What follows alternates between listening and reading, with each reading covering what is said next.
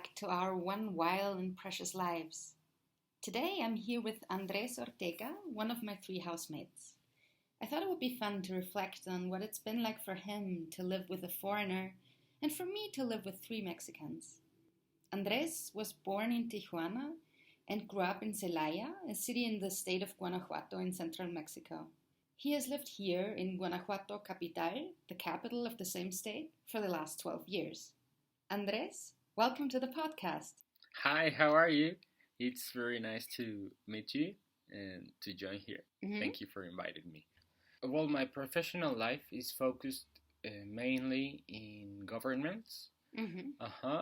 I audit Mexican institutions, governmental institutions, and I'm a specialist in politics also. Right now, I'm passionate about technology and also the activities within internet. So I feel it's pretty interesting that you start a podcast. Yeah. It's pretty cool.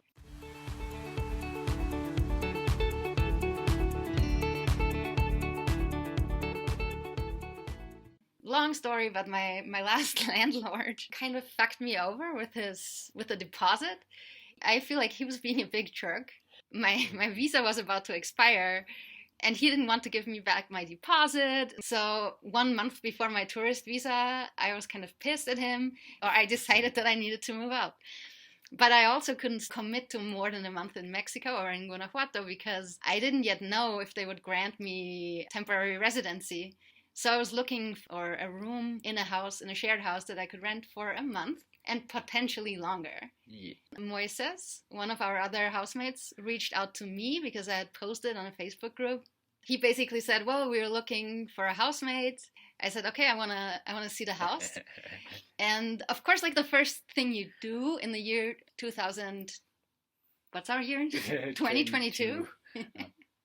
Is you look at the person's Facebook profile. Yeah. And he only had this one profile picture. Yeah. And on this one profile picture, there were 3 people. So I didn't even know which one of the 3 he was. And then there was nothing, like I couldn't see anything else on it. Like, I don't know, maybe there is more to see. But at that point, we were not Facebook friends. So I was like, that is a little bit suspicious.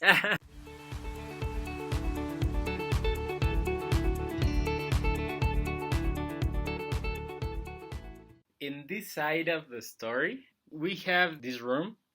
So we were like, well, someone must take that room, right? Yeah. So we got some other candidates.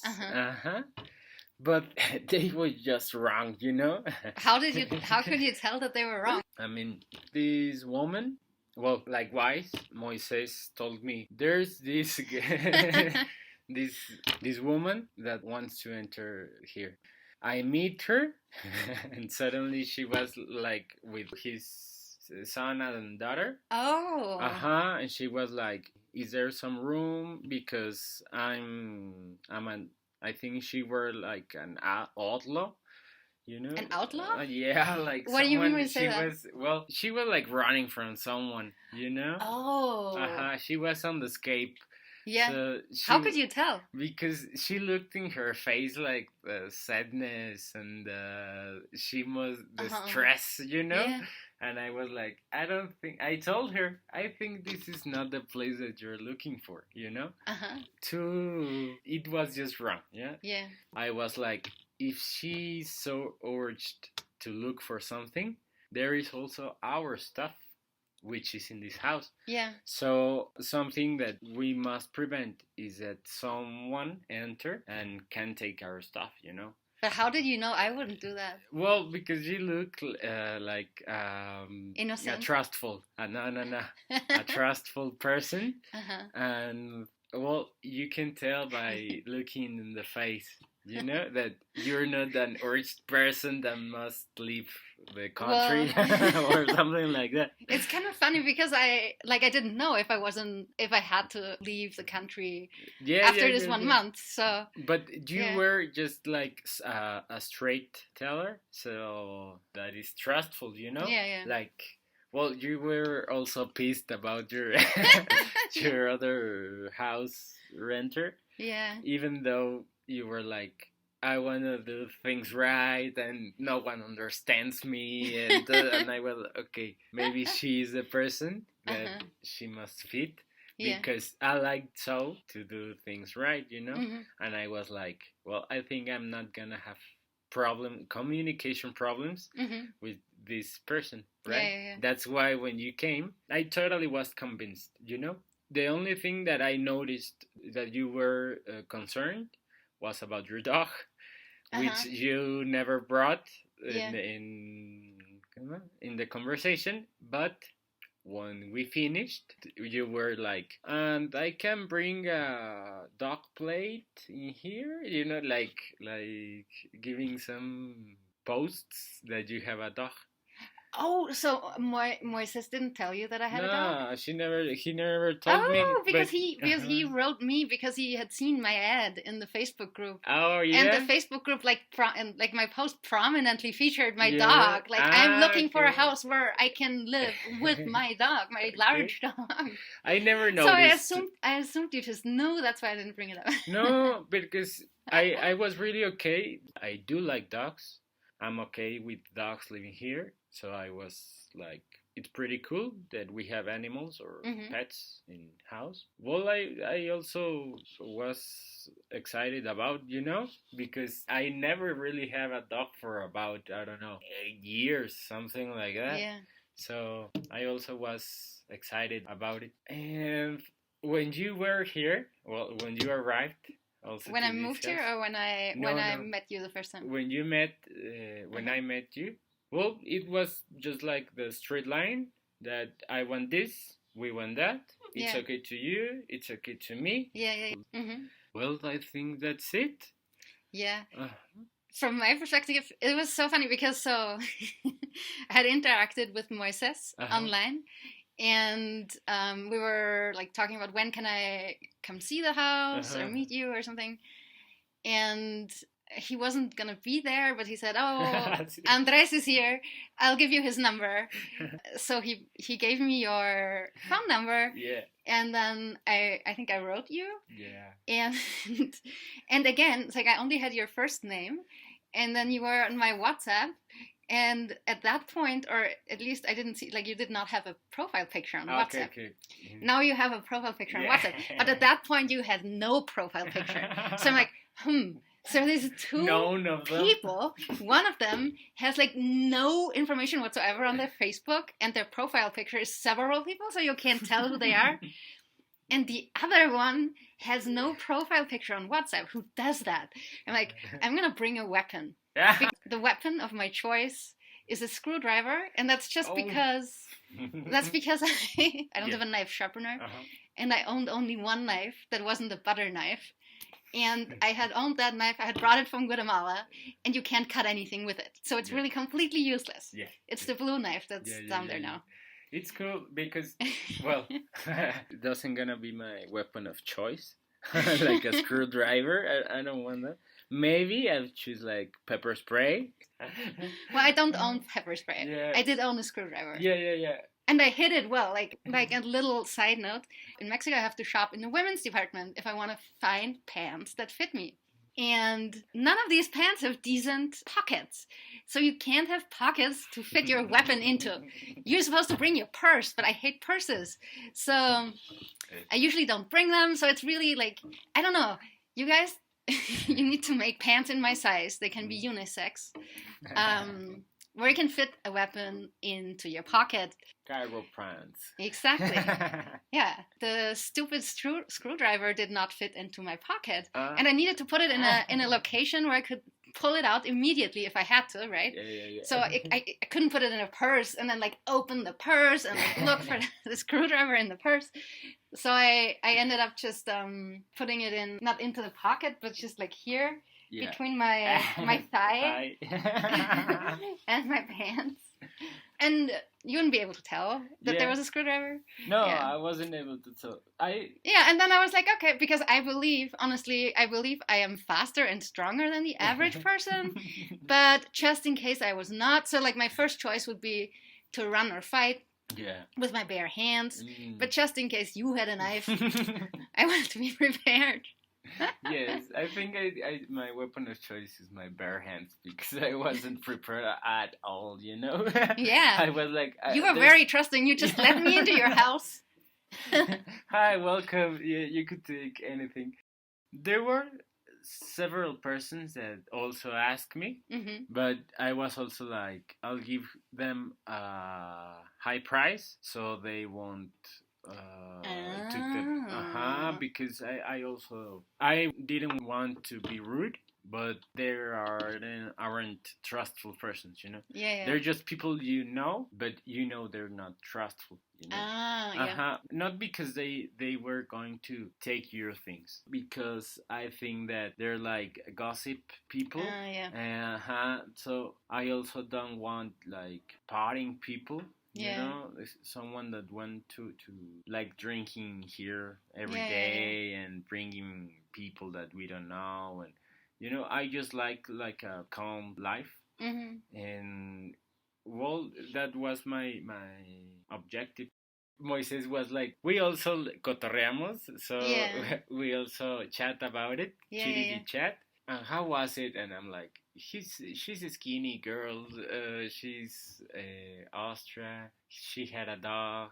I think I also told him I think she's the one because well she's gringa. She's foreign. Why is that an advantage in your eyes? Because you don't want to mess with people, you know. So that's you think a good people. So yeah. You believe Mexicans want to mess with people? Not because Mexicans, because the context allow them to run to another state, another city. They know people. They know how we interact with each other. But with you, I know that you don't have that type of advantage. You know. Oh, I didn't know people? Yeah, you don't. Well, you do know people, but not from since you were born, you know? Mexican people have options that you don't have in a foreign country, okay? You like a foreign. So that it's a cool thing because when you came, it's not like you're going to run to any place and hide, you know? Oh, because, you thought I didn't have a place to hide. Place to hide. You trapped me here. Yeah. Yeah, I trapped you here.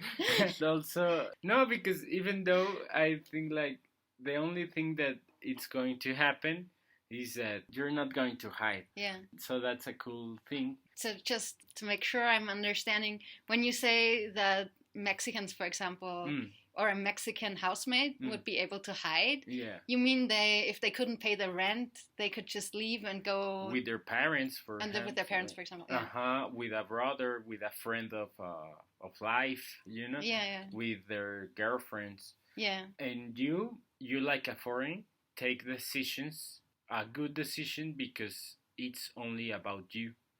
Okay, so when you're not going to mess with your life in another country.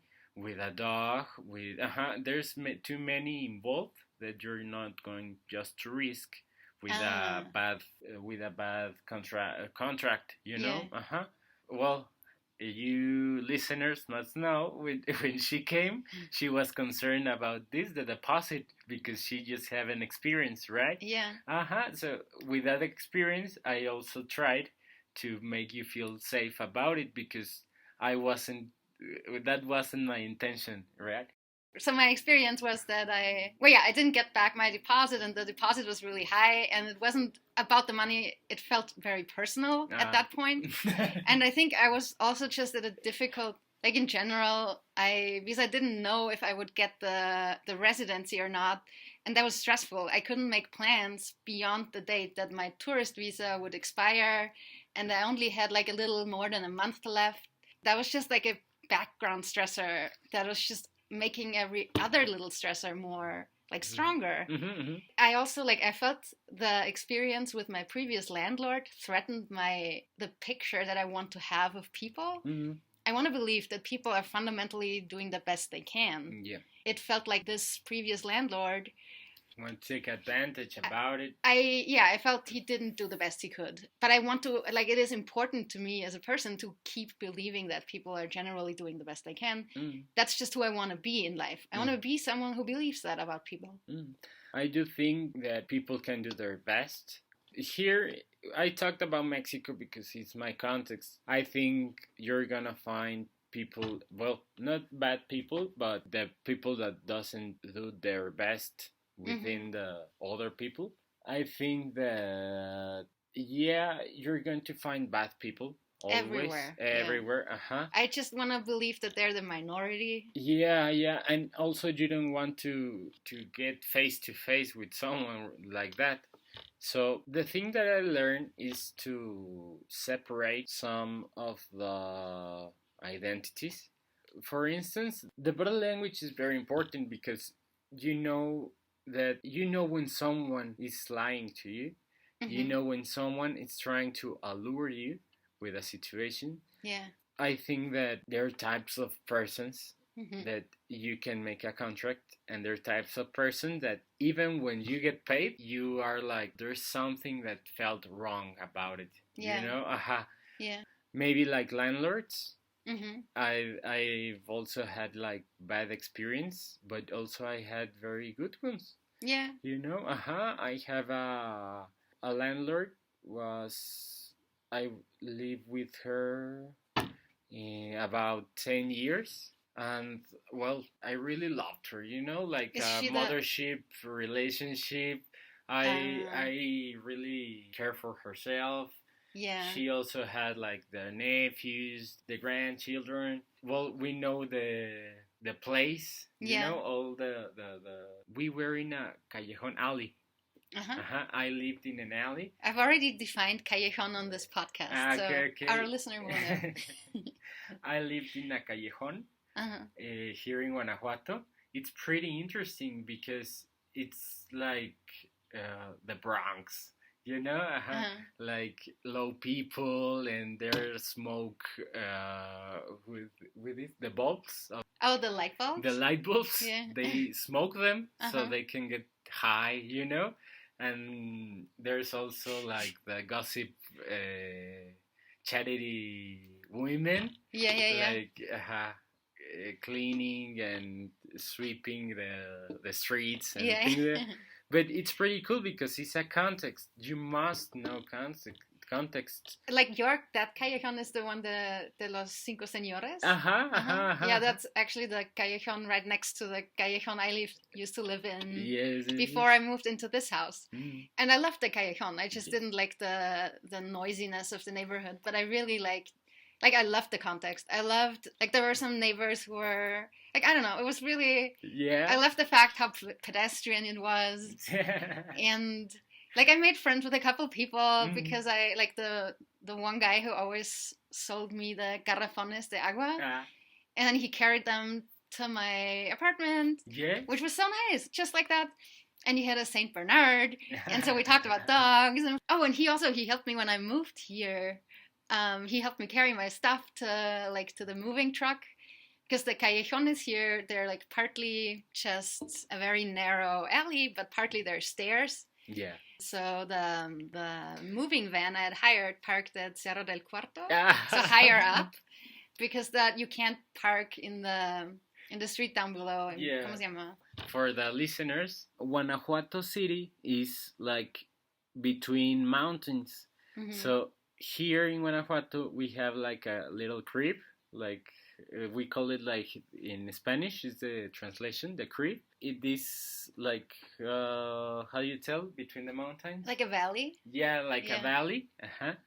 So when you get to the callejon, there's a top and there's a bottom. Yeah. Okay. When you get like Amazon packages, they must park on the top or on the bottom. Yeah.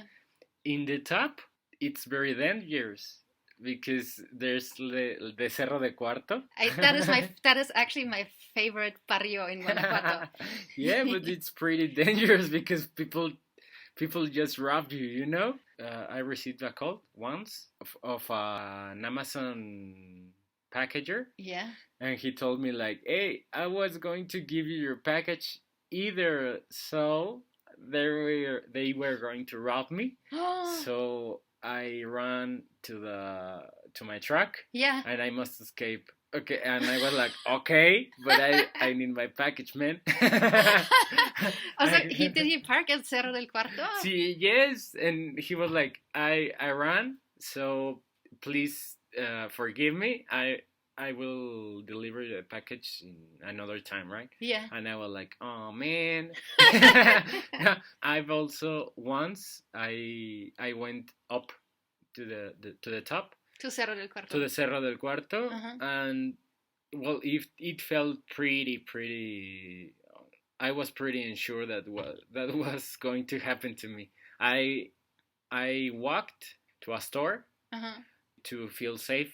Yeah. Okay, because in the street, they were like some people, and they were like looking at me. They were like, this guy is a stranger. I look like a foreign, so they were like, hey, güerito, what are you doing here? And I went to the store so I can. Güerito is what people is like. Blondie or white person, yeah. Yeah. So, well, I went to my house. Yeah. Later, right? But you must know that del Cerro del Cuarto, it was pretty dangerous, right? I know every single Mexican person I have told that I like the Cerro del Cuarto has told me it is pretty dangerous. Yeah. Also, I like the place that I lived because in this valley, we also can hear all the city. Yeah. It was pretty interesting because the acoustic of the terrain. Yeah. It was pretty cool. So I could hear also the concerts. Yeah. From the Alhóndiga de Granaditas. Yeah. They were okay. Alhóndiga de Granaditas is a famous place in here, and they give in the Cervantino festival. They give concerts, so you can hear from the top of my house. Yeah. There also, well, you can invite someone to have a beer, and you're going to have a great time because the view is amazing. Oh yeah, I love the view. I had never had such a good view before. It's really, really nice. In the night view, it's like all the valley. You can watch it, and it looks always bright, like all the lights. And in the morning, you could see the colors of the houses in the alley. And here it's very colorful, Yeah. They're like egg yellow. Like roses red. They're just so colorful. It's pretty cool. Yeah, it is. I think this is the prettiest city I have lived in. Yeah, for sure. Yeah, for sure. It's pretty problematic since you have to walk at top of your callejon. You have to walk down to get. You can't park. Also, yeah, so it's a city. It's really like the center of Guanajuato is very pedestrian. There are tunnels underneath the city where the cars are, but the callejones themselves, there are no cars. So I think many people don't own cars, and so it's nice. Like I like that because I don't own a car. And I like leaving my house and having my dog off leash right from the doorstep. Yeah. And I can do that in the center. I can't do that here because now, like we're in Marfil. It's like the suburbs. It's a newer part of town, and it has been constructed for people with cars. There's a kind of a freeway very close to our house, and it doesn't feel safe to have my dog off leash there. Cars are going so fast, it doesn't even feel safe for me to cross the street. Yeah. So, yeah, that's what I don't like about this part of town. It doesn't feel like Guanajuato anymore. No, this is a new part of the town. Yeah. We're trying here in Guanajuato to build a common city. The space in the center, it's over. And for you to grow as a city, you need car circulation first of all. You need the transit, like the ones that provide the stores, the little stores. Yeah. They must be like more productive, and you can do so. Yeah, you need delivery in a valley. Yeah. So when you grow as a city, we are growing about in our south. Yeah. We are trying to build like malls, like roads, open roads. We try to connect also to important cities. We're bringing also some kind of industries, so it must grow. But like you said, for a dog, if you just unleash her and she went to the high road, well, she's in her own right. Yeah. She must be. Well, she must know the place. Yeah, yeah. So like the dogs, I think the dogs who grow up here, because I've seen free roaming dogs who don't cross the street, or they will bark at us from the other side on their sidewalk, but they know that they shouldn't step on the street. So it's very interesting. The dogs who grow up in this environment, I think they either get run over or they learn to avoid the roads. Yeah, the game hasn't grown up in this environment, so I'm not risking this. I'm curious. So you used to live in the center, and then you moved out to Marfil. Did you move because of your work? I worked in the University of Guanajuato. So my work, my job was about 5 minutes. From the center. Yeah. I've also studied the master's degree. So in the same university. Yeah. So I've also like 5 minutes to my study hall. Yeah. It was pretty near. When I got a job here in the south, I've also looked for a place so I can walk. I really because I like to step to my work, to my job. Yeah. When I was in the center, I also didn't own a car. Yeah. Because you don't have it's just it's annoying to own a car in the center. Yeah, it's awful. So I use the trucks, the buses. The buses. I use the buses to get to my job, but it took about an hour, Yeah. And here in Guanajuato, well, an hour is an hour. In rush hour, I left that situation. Yeah. I moved near my job in here at the south of the city.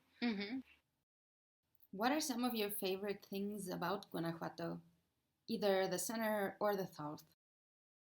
Here in Mexico, the governmental things several times are bad because they're like bad quality. Well, here in Guanajuato, it's a student city. It's known for being a student city. Yeah, because it has a big university. Yeah, and so there's so much opportunities for students and for you to access to a good price and a fair price. Yeah.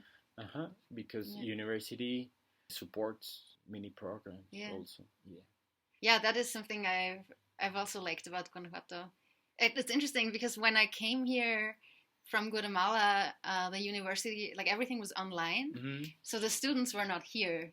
But while I was living in the center, the universities opened up again, and I could see the people change, the people in the streets. You could tell that groups of students were coming back because there were in-person classes again. And you could see them in little groups, like Thursday night, drunk in the street. It was also like a stage in here. Yeah. You must live the student life because it's pretty cool. Everywhere student life is pretty cool. Either so, here in Guanajuato is pretty special. And since you live in a valley, you can walk towards everywhere. Yeah, so you don't have to worry about anyone drunk driving. Yeah, because, you're not going to be stepped by a car. Right, yeah. It is really pretty safe to be a student here. Yeah, to be a drunk student. Also, the parties were in the houses. So they organized like a big house, and also in the how do you say in the what? The water. The water containers. The on water the roof? Containers, they were filled with things called panditas.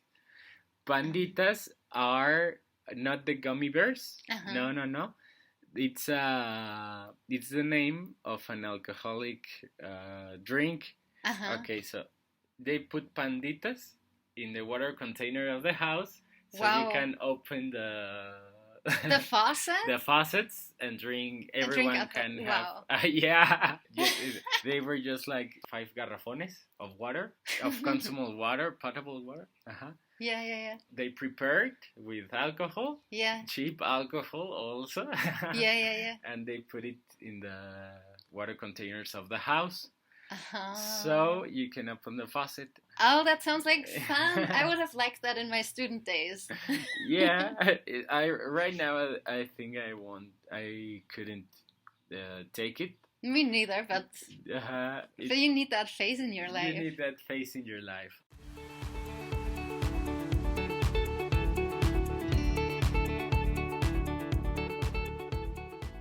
With you, it has been also a different experience. Mm-hmm.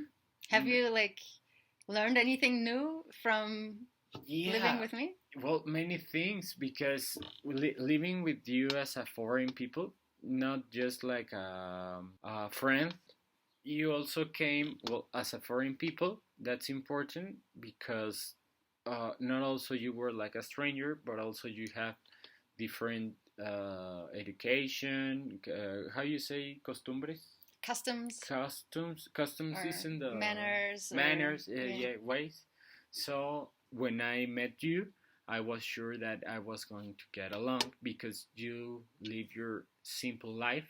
Mm-hmm. So do I want to live it?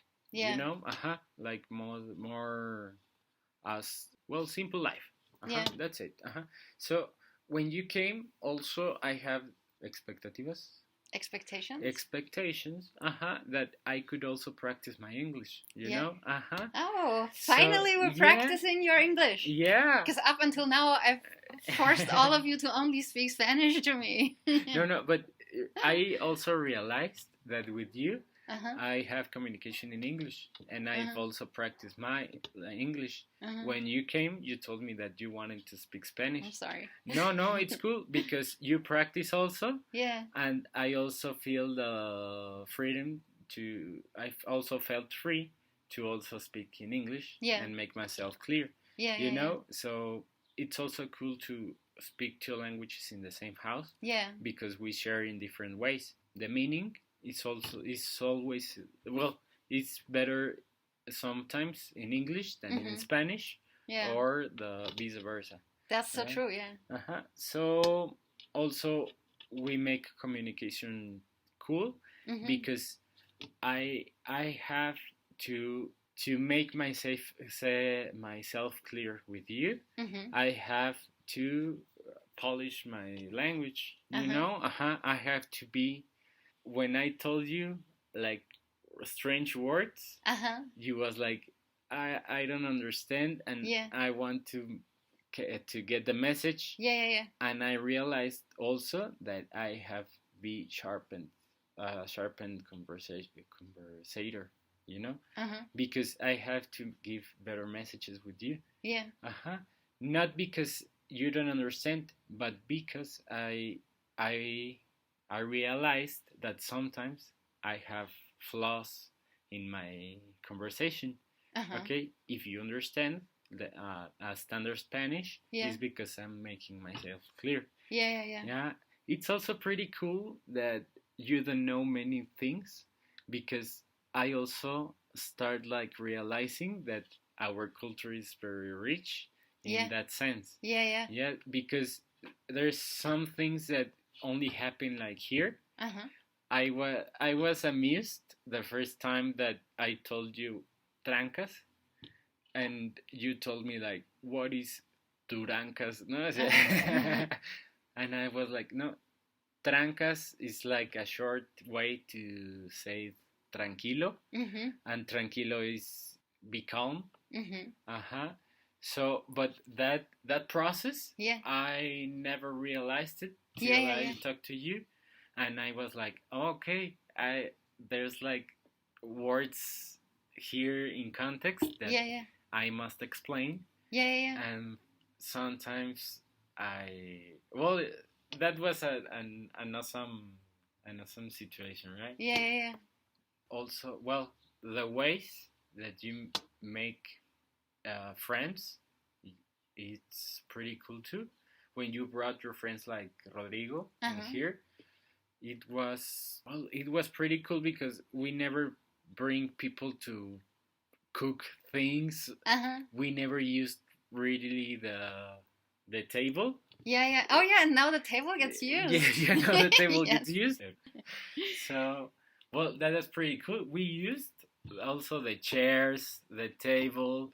We start like, well, I also felt like Moises. He was pretty cool with like chatting with you. Yeah. Uh-huh. And that felt also like a home, you know? Yeah, yeah. You also brought different things like the plants. Yeah. The I have a lot of plants. Yeah, so it was pretty cool because you gave life to, well, a place that we're just professionals, you know? So we just worked and get to our homes and we just chat sometimes. But right now we have plants, pets. We use the the table. the table. It's now a comfy house. We need that touch, you know, because we just were like, well, using the house. Mm-hmm. Now we are enjoying it, you know. So that's pretty cool too. I don't know. It feels like the flow. Yeah. Uh-huh. So it has been a pretty cool experience. I've also found it amazing that you have a dog. Yeah. Because I don't really analyze, but I get aware that you and your dog are like not the same person, but like very close life. Yeah. So intimate because, well, you must know your dog. Your dog also have this trust about you, and it's a different way to live life. Okay. Yeah. Because you also put too much attention to the activities within your dog. Too much? Well, too much like. Well, I've never experienced that, you know. Yeah. My dog was just petting, and we just run. But you are close to her because you know also the ways of their necessities. You take care of the education of the dog. The dog can be with you in any place. Yeah. And that's something that you must work. Yeah. So I think that you have a close interest in life. Yeah. With how is it, ser vivo? Living beings. A living being. Yeah. Because communication must be different. You know, Yeah. we're just used to communicate within the words. Yeah. But also the body language and the silent language, the little messages are important with a being, with a living being. So to know a dog like that, well, it's pretty amazing too. Yeah. You must work that. I don't think I have that bond with a dog, and it could be pretty interesting to know. Yeah, you need to put in the work to build that kind of bond. Because it's not just a bond like with a dog. Yeah. But with an individual. Yeah, with an individual. Because I look at you and your dog, and you also know the emotions that she's feeling. Yeah. Also, she knows the emotions that you're feeling. So it's been pretty interesting to know someone so close with the dog. Yeah. Yeah, currently she's my best friend. Yeah.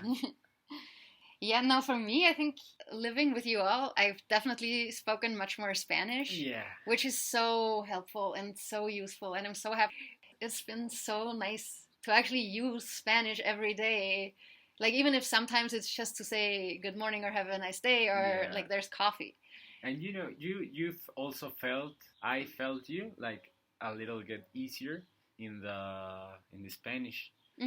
Within here in the house, we also experience different things like privacy conversations, right? Like I ask you for an advice, and we get that chance to interact with it also in other themes, other type of conversations that Also, I think that part of advising, it's pretty cool because we also known in these different ways of managing the situations. I've also feel like an enlightenment, you know? Yeah. That's cool because when I talk to you as like a person that do different ways, I've also have experienced new jobs, right? Yeah. Listeners must know that I started a job But also because I talked with her and I was like, hey, what do you think about it? Because I want to get a different point of view from a Mexican situation. What do you think? How is it in your life? And also that felt like, okay, I do want to do this new job because I want to, well, just do it, you know? Yeah, just get experience. Yeah, that was just last night. Yeah. He was bartending. Yeah, and I tried. I like it so much. It was a cool experience. So much work, but well, it's work. Yeah, you must do it. I managed to do it the complete job. It was pretty intense and I felt pretty good. But yeah, I think I felt like you had already kind of said that you were going to do it, but then when it was time to actually leave the house, you were not sure anymore if you actually wanted to do that, or if that maybe it felt like you were making the decision if for the rest of your life you were going to be a bartender or not. And I just said, well, go for one, like just check it out, and then you'd never have to go back if you don't like it. Yeah, go for it. And it was pretty cool night. I really liked the job because, well, it was like pretty intense and I needed a little of intensity of my life. Yeah. It was like being in the other side of the party because you go to a club and you just go to party. Now you are the one that you're hosting the party. Yeah. Well, it's something that I don't know if I want to do again, but it's something that I know I can do for sure. Yeah, it's like you now know that you're not only good with computers. Yeah. You can do all kinds of things. Yeah. It's something that I would do maybe in another country because there's also a better payment about it. In here, it's just like, Yeah, But there's also this rush into work that, well, your body, I don't know, you must be like 8 hours non-stop being on your feet and not having time to stop and drink a glass of water. And he got home when I was taking game out for the first time in the morning. Good morning and I was good night. Yeah, it was a new experience. Yeah. Well, let me just say before we wrap it up, I also feel like I'm really grateful that I've lived in this house, and I've learned a lot from conversations with you and Moises. Not so much with Pepe because he has a girlfriend and he's often off somewhere else. That's girlfriends do. That's what girlfriends will do to you. We all know. Yeah. Oh, what you must tell me. I got this interview with you, but I must interview you too. Of course. Yeah. What do you think about us? When I moved, that was just a difficult moment in my personal life because of that visa insecurity. So I felt like I couldn't make plans beyond my visa. My tourist visa that I was on was going to expire at some point in May. And I felt this need to move houses at the beginning of April. But this background stressor of not knowing whether I would be able to even stay in Mexico at all. I like only in retrospect now that I have the 4-year residency in Mexico and that this weight is off my shoulders. Only now do I realize how stressful that made everything else feel because it was constantly there in the background. It was just this thing that was unresolved and that I had no power over because I had to wait for the appointment and for the decision. And, and I think that also made me more anxious than I realized in the moment. I'm not generally an anxious person, but I think at that I just was because of that. And because of the landlord situation in my old place. Give me a break, life. Yeah, right. And then I came here. I thought I may only be able to stay for a month because then I might be deported or I might have to leave or God knows what because they may say, no, you don't get the visa. We're coming for you. Exactly. And so Andrés told me that there was 1 month rent deposit. And I was like, man, so like I may end up paying 2 months and only staying 1. I just did not want to be screwed over again. And at this point, because of that landlord experience, I was like, I don't know if I can trust people. I'm Austrian, so I have my cosquillosa. Quisquillosa. I'm like strange in my own way, very particular. So I had this plan. I was like, oh, well, deposits are for damage to houses. So, like, the definition of a deposit is that you use it to repair the damages the tenant has done to the space. So you are not supposed to use it for anything else. So I had already brought half my stuff to the house when I came with my plan, and I had already written an agreement that said the deposit was going to go into an envelope, and the envelope was going to go in the fridge. And the day I was going to leave, I was going to take the envelope with me. And then Andrés just said, well, I no, can't do that. I'm not going to sign that. I'm sorry. You changed. Like, we had this very pleasant conversation, and then I told you that. You're like, well, no. It was because because I'm crazy. No, and no. I was going from easygoing to like, this is how we're gonna do things here now.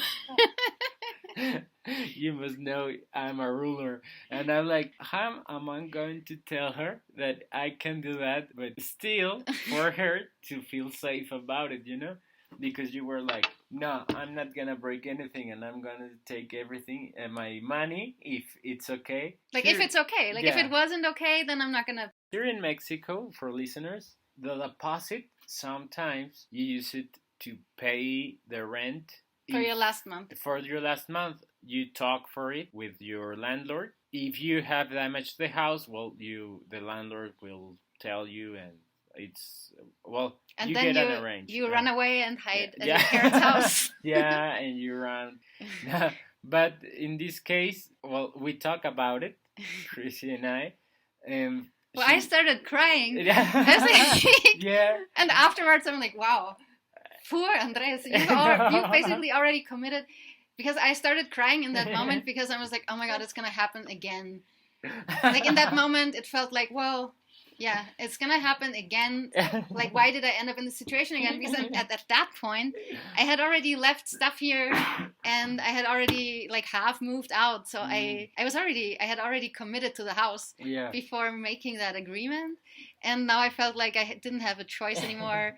And like, I was just like, yeah, like, that's not the way I usually am. Yeah. But because of the circumstances in my life at that moment, I was just like falling apart.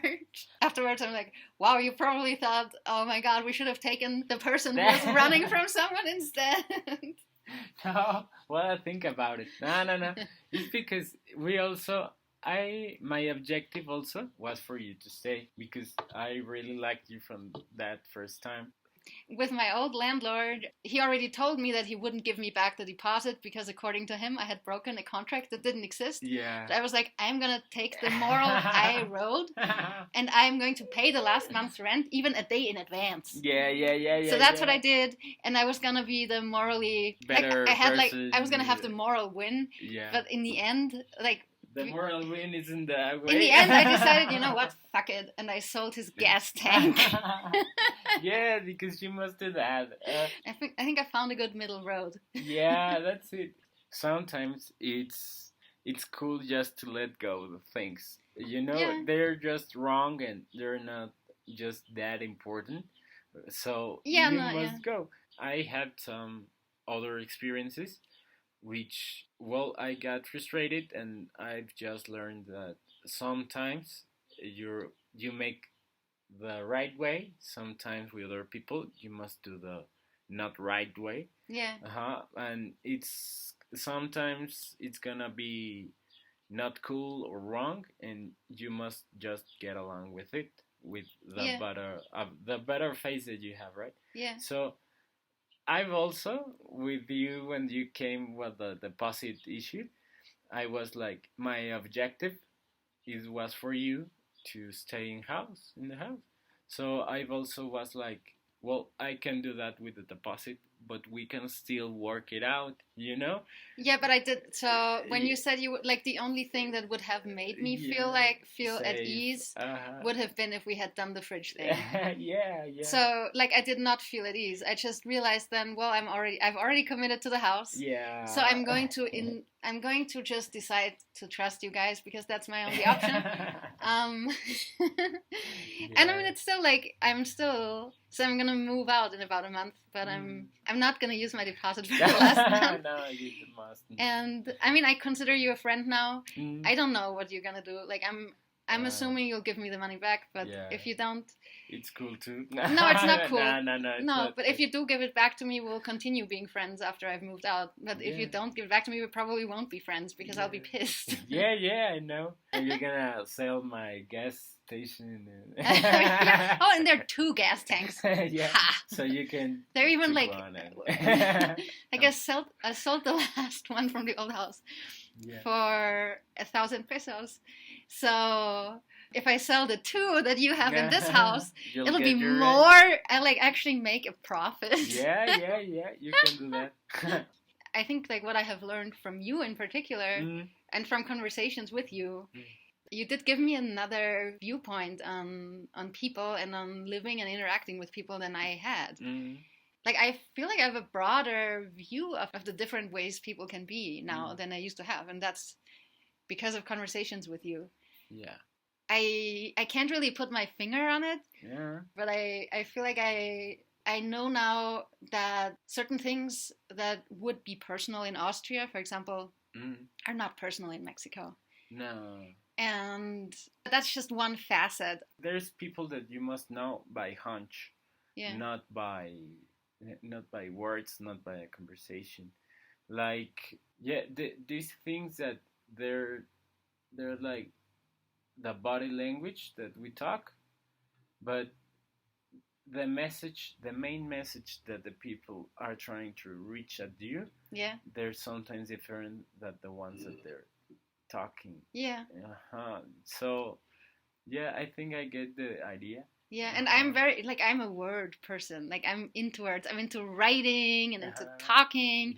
So I want the words to like, be in line with the body language. But they're really not always. Not always. And in I guess also from my background culture, you're taught to, like, be true to your word. That is not the case in every culture. Yeah. And that doesn't mean it's better or worse. It's just different. Yeah.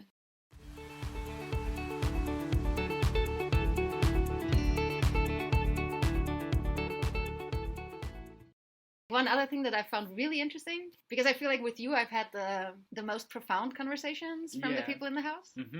Because we talk more about personal stuff and philosophical things. Yeah. I realized that, for example, you're not the kind of person I usually select for my friends. That's because it's like a pattern in myself. Like, you are very confident. You consider yourself very good looking. Yeah. And yes, I am. and you say so. Like, I consider myself guapo, good looking too, but I'm very humble about it. Yeah. And I'm into humbleness. Like, humbleness really turns me on.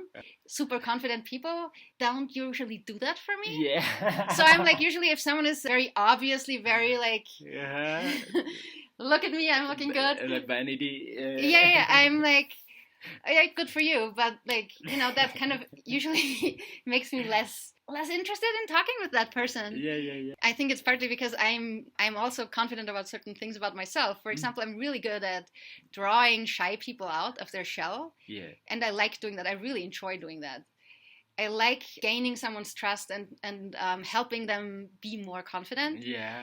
And I think because that's a strength of mine, I like being that person in a friendship or any other kind of relationship. Okay. And that role is not available in a friendship with you because you already have all that confidence. So there's nothing for me to draw out. Yeah.